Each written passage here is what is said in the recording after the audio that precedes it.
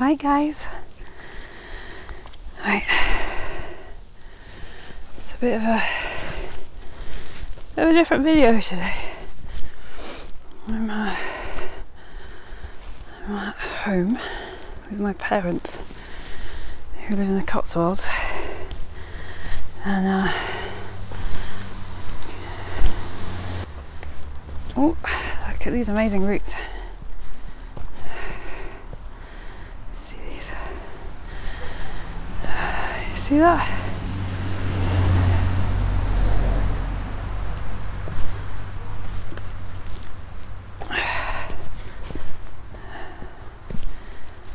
Yeah.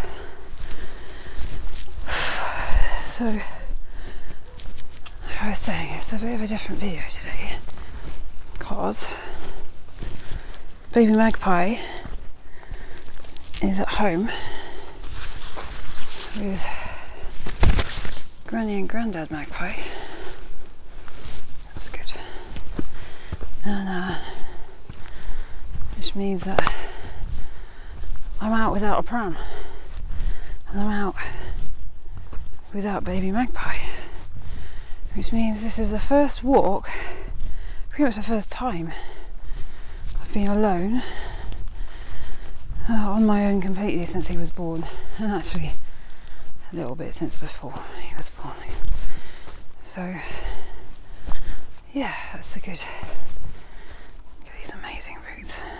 Wonderful, wonderful, wonderful.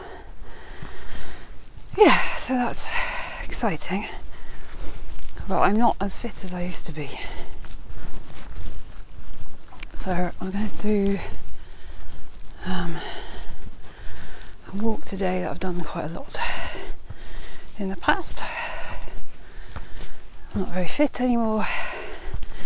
It might take me a bit longer than I was expecting, but that's alright. I'm gonna walk out to the Tyndale Monument, which is, I think, on Wootton Hill. There's an amazing view from there out over the Severn Estuary, and it's probably one of my favourite places on earth.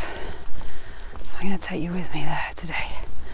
So anyway, as you'll remember, or you might not remember if you've not seen it, in my last video I had a bit of a hiccup in that the batteries on all of my equipment ran out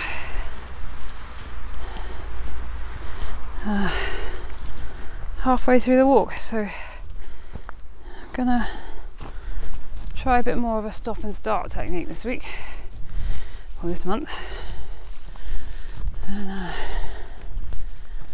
see how you get on. So can you see the terrain here? All these little stairways and rough paths. Wouldn't get a pram up here. But these are the kind of walks that me and Mr. Magpie used to do quite a lot before I got pregnant. Over a year ago now. And it's good to be back, even if it's just for a one-off for a while. How are you guys? What have you been doing? Have you been walking or making? Look at these roots. Ooh, look at that. Amazing roots.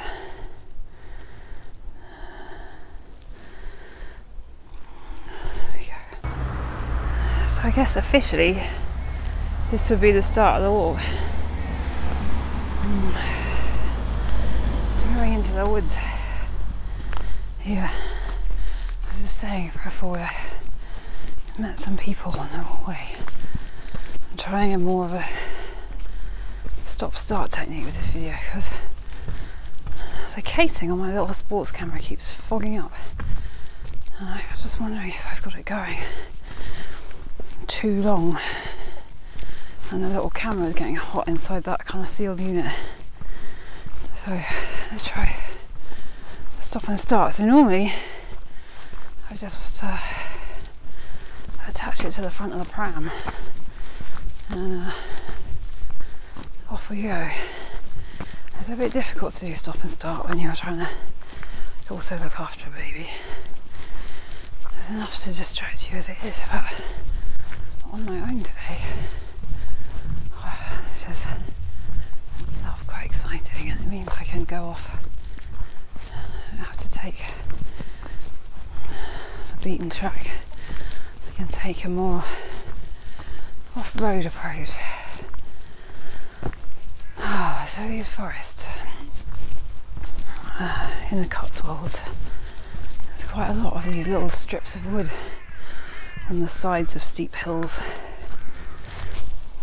and then the tops flatten out and you get lots of kind of really lovely farmland. I grew up roaming around these little strips of wood on steep hills. I'll show you in a minute.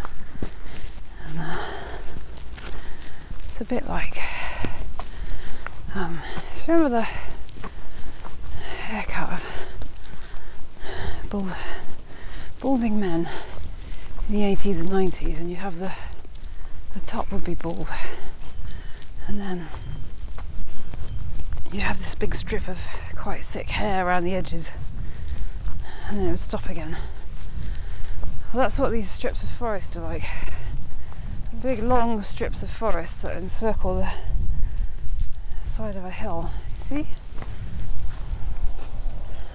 It's quite steep down there.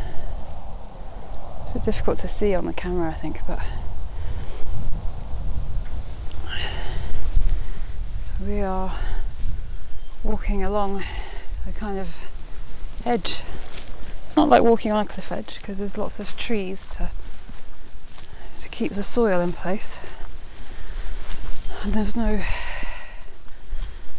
big drop really, although it probably wouldn't help if you fell, but it is like walking on the edge of something, and when you look down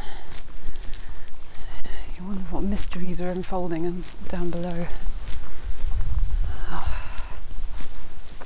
So yeah, very pleased to be bringing you with me today.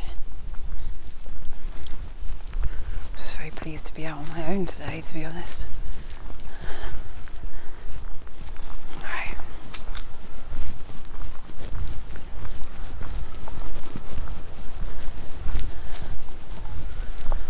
I really love this strip of the forest. I think some of the trees here are quite young, but there's some older ones too. Trees that were probably here before I was born, and trees that will probably be here after I am gone. Amazing. So last time I tried to film when I was walking, I had this problem with the film. I got some footage of Crystal Palace where everything's kind of lurching about. I'm thinking if I ever make a film about being very drunk, that's the thing. But I'm going to try walking and keeping the camera a bit more steady and see if this is a bit better. Last time we attached it to the carrier that baby Magpie was in, and I think it just lurched around a bit because he's quite heavy and builds up a bit of momentum on his own. Oh, right. If you come in the spring, these woodlands are just like this massive carpet of bluebells. I'll try and come back in the spring. So you can see it's just this amazing thing, you know. I think it's amazing because any individual bluebell you try and take a photo of doesn't really seem that impressive, but when you see them en masse, it's quite amazing, really. Look at this.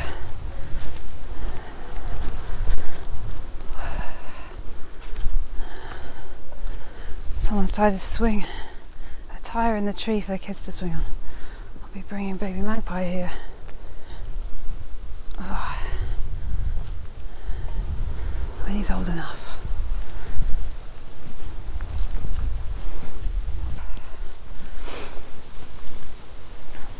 So I've been on Twitter this week trying to you know, network, or just kind of find other people who are doing YouTube, I guess. Find out how they get on.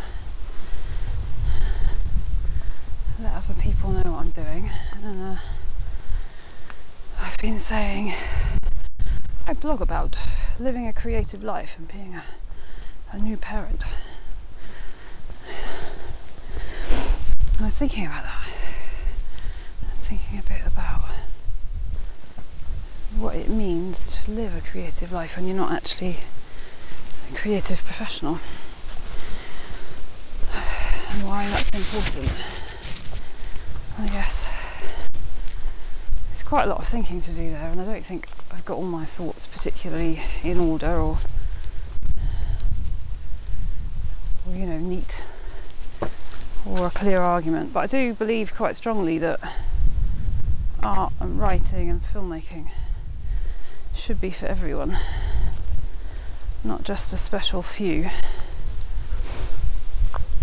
I think at the moment the political winds in this country are moving back towards a state where only relatively privileged people can study the arts, only relatively privileged people to get involved in the arts, and that's really sad. Makes me really sad. If you're watching this, however long in the past I made this video, if you're watching this, there's a great charity called Arts Emergency which supports young people from disadvantaged backgrounds to get into the arts, and it has a mentorship scheme and it does some other things I don't really know about, and it's one of the few charities that I give money to when I'm not on no pay, and yeah, it's definitely worth a look. I will put the link in the description below. So this is a kind of little secret place, and it's quite kind of little secret hollow. I don't know if you can see the edge there, and in the middle it's like a secret little hollow. And if I was someone who understood such things, I'd be able to tell you that that symbolised something, but I'm not. So I was talking about what it means to live a creative life when you're not a creative professional. And the reason I say that, make that distinction, is because I think one of my own hang-ups for quite a long time has been that I didn't go to art school or do a writing degree. I have done filmmaking courses and I have done some, you know, evening classes, but didn't get a master's. And I think that held me back for quite a long time, as if I was kind of waiting for permission from someone. You know, someone would say, "Oh yes, no, you're an official creative person. You can go and make things." And I think that's really sad in a way, that that's holding me back. So it may well be holding other people back. So I thought I'd share that. And actually, I think if you want to live a creative life, it's much more about what you do than what you call yourself. So now I call myself a writer, a filmmaker, and an artist, as well as a mental health researcher. I just don't worry about it too much anymore. And I think, you know, having my baby, it's been one of the things that's helped me think that, yeah, I don't care so much anymore. People don't think anyone's going to come along and say, you shouldn't be making things. How dare you? You didn't get a degree from St. Martin's College. I also actually feel relatively strongly that actually art should be for everyone, and music should be for everyone, and film should be for everyone, and writing should be for everyone. And sports should be for everyone as well, just if we want to exercise, dance. We should all have access to these ways of expressing ourselves and access to these ways of enriching ourselves. I feel like really strongly. So I was thinking about that. I started thinking about, well, what does it mean then? I think, you know, lots of ways, if I can't sort it out, then it might be difficult for other people, because both my parents are actually professional artists. And, I grew up in a household where doing art was a really normal thing. Oh, look at this is exciting. Someone's been building dens in the woods. Yeah, look at that.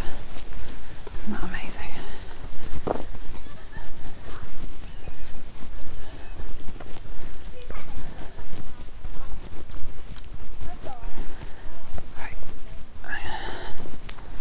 And I studied science. I studied medicine, and then I studied psychology, and then I studied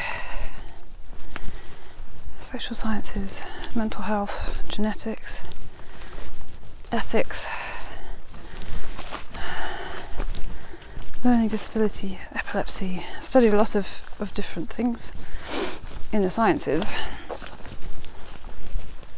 And also have taken classes in the arts, but somehow, because I haven't gone off and got a nice qualification in the arts, that held me back from thinking I could be an artist or a writer or a filmmaker.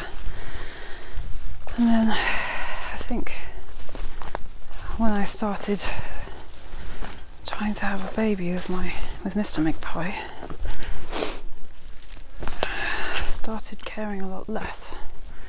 I think it's because I didn't start trying to have a baby. Oh, look at that moss, wonderful. Wonderful. Until my late 30s. And that's because I couldn't find the right partner. Me and Mr. Magpie didn't find each other until after I was 35. And I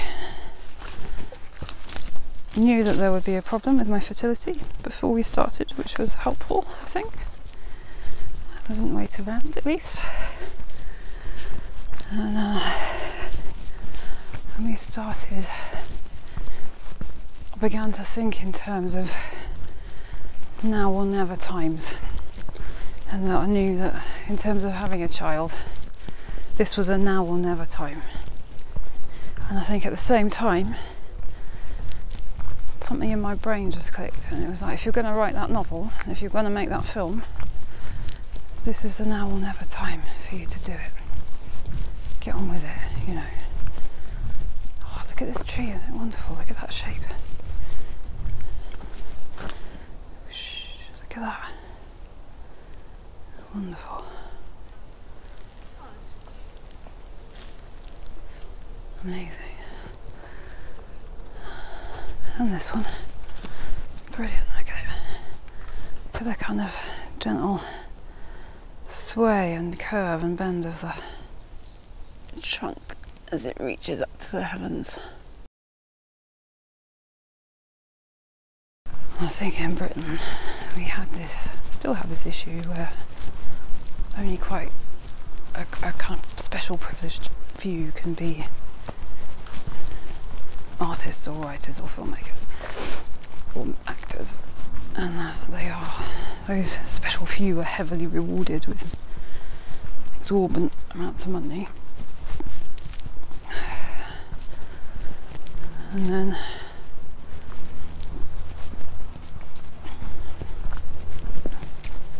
the rest of us have to do less interesting jobs or live less interesting lives. And actually I've come to realise that that's all a bit bollocksy, really, isn't it?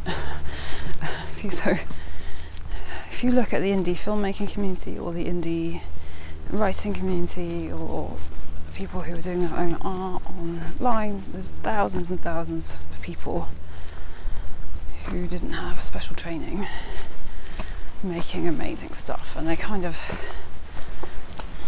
you know, apprentice artists. They just learnt by doing. And I think once I realised you can just learn by doing, I felt a lot more confident to go my own way, really. I started making a documentary quite a long time ago after doing a little course at the Met Film School.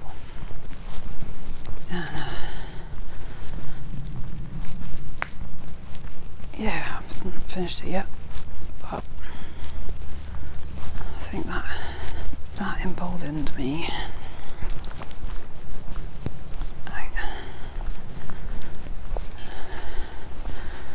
I think when I did that course, I was really put off by the cameras that they used, because they're these huge, big, heavy cameras, right?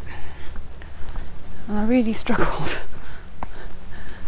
Really struggled to lift one of these bloody cameras up. And I always knew that the kind of film I wanted to make was going to be very DIY and feel, you know, really like me and a camera and a microphone, like I'm doing now. Yeah, I always knew that I wasn't going to buy an enormous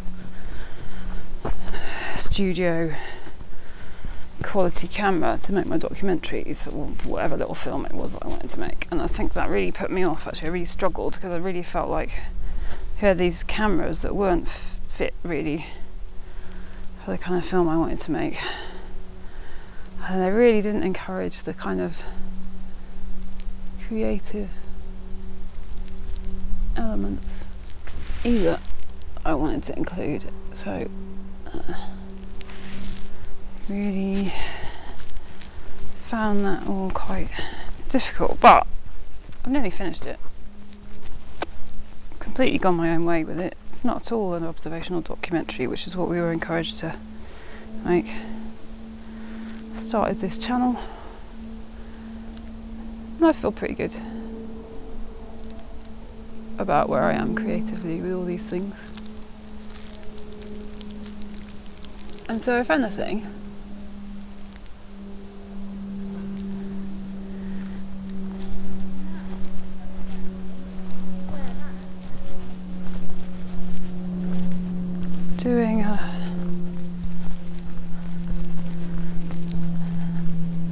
doing a course at an official film school actually kind of held me back a bit, really, because I just felt like I couldn't express myself in the way I wanted to if I expressed myself in the way they wanted me to.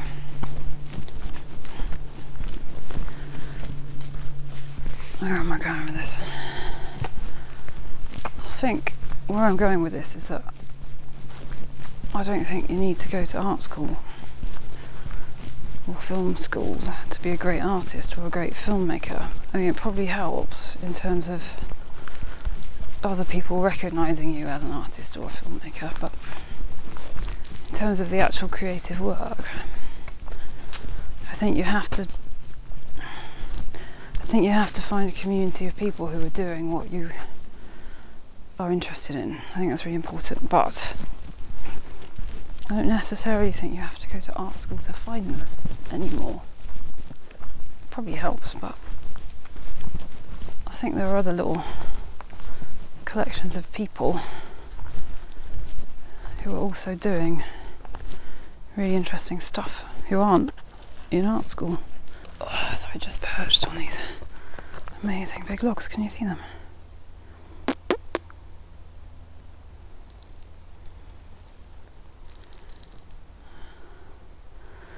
Just try and unfog the lens. There's me, the filmmaker, look.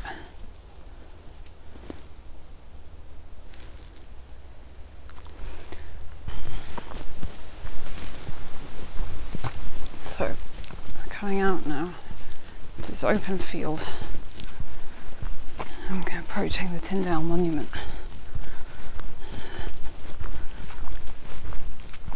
And, look at these big old trees, aren't they wonderful?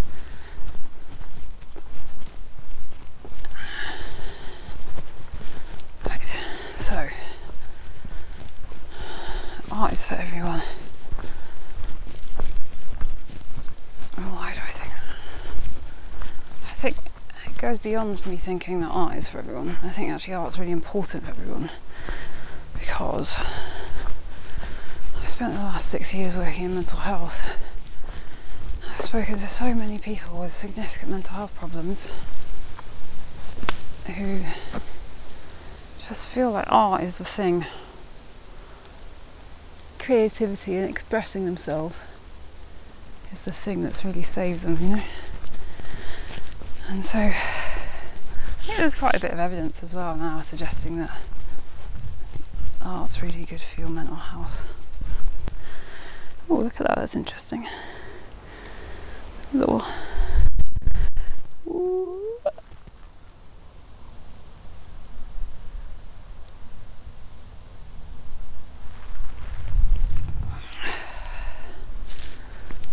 art, an artist, film, music, writing, these are all places where you might encounter new ideas that you didn't have before.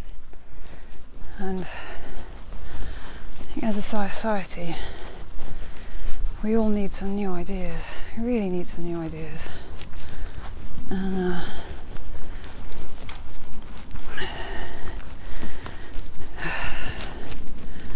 that's what the creative arts do for us. They allow us to express the ideas in our own minds, and they allow us to enrich our own minds with the ideas of other people. It's like a dialogue. It's a constant kind of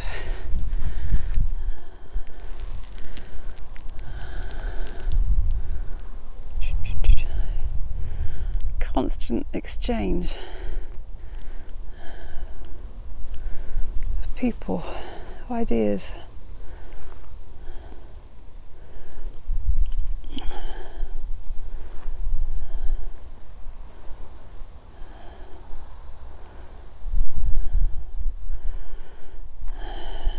Someone somewhere might pick up one of those ideas and do something magnificent with it.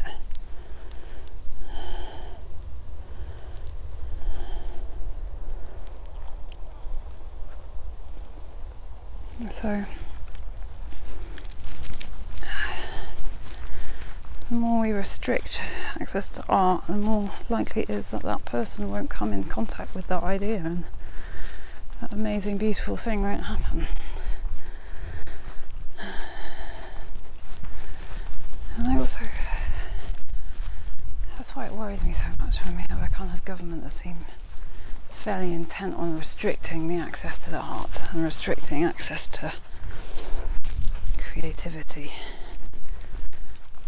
They seem intent on forcing everybody down the science route, even if it doesn't suit them. The world should invite more people, should encourage more people to become artists, even if that's a part-time thing, even if it's just on the weekends or in the evenings. Express yourself, because who knows, you might be that person who has that great idea and does something wonderful with your weekends. It'd be such a shame if you felt you couldn't just because you didn't go to art school. But we're near the end now. So this is the North Nibley Monument. And Tyndale Monument it's called.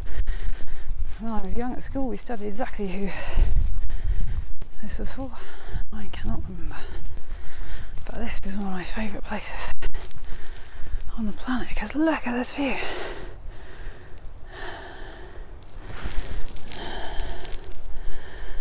Look at it. I once came up here around Christmas time, around sunset, and the whole place looked like it was coated in gold. I'll drop some photographs from that day. We took loads of photos because we were both, me and Mr. Magpie were here, pre-baby Magpie. Me, actually pre-cats as well. We were here, and we were so astonished that we took loads of photos because it was so beautiful. And we thought there won't be another day like this. Really, realistically. So I'll put some some photos in because it was just incredibly beautiful. It's the Tyndale Monument. Look at that. Isn't that wonderful? I will go off and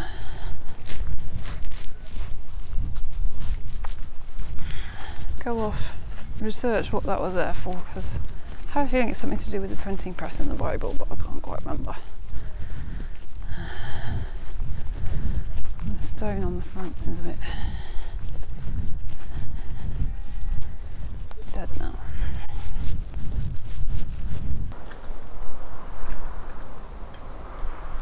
Look at this view. If you can see the solar panels there. That sky as well, isn't it an amazing sky today, guys?